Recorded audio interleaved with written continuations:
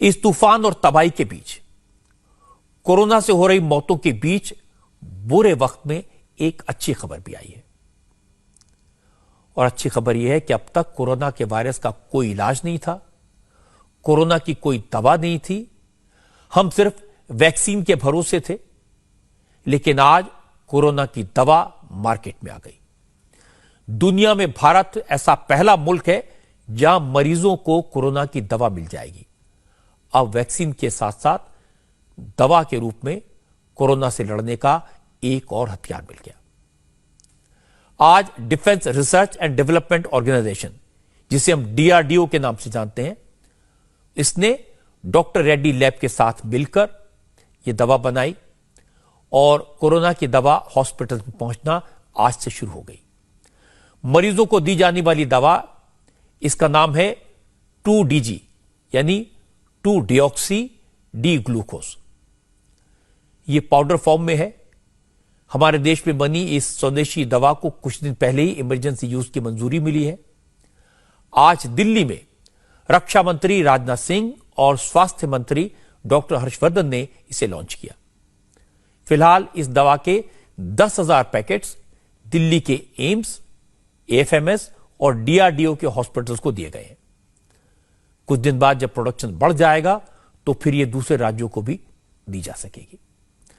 अब मैं आपको बता देता हूं कि यह दवा ऐसी है जो 5.85 ग्राम के सैशे में आती है।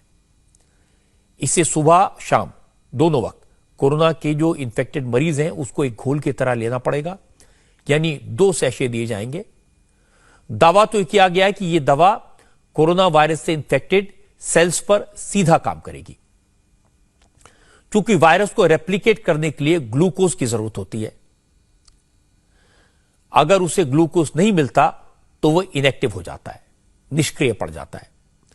जब यह दवा शरीर में जाएगी तो वायरस इसे ग्लूकोज समझकर खाने की कोशिश करेगा, लेकिन चूंकि यह ग्लूकोज नहीं है, उसका एनालॉग है, इसलिए वायरस खत्म हो जाएगा, रेप्लिकेट नहीं कर पाएगा।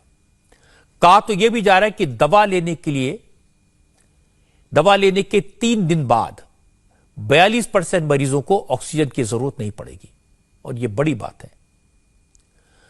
और तो और इस दवा की वजह से मरीजों की रिकवरी नॉर्मल रिकवरी के मुकाबले 2 से 2.5 दिन पहले हो जाएगी।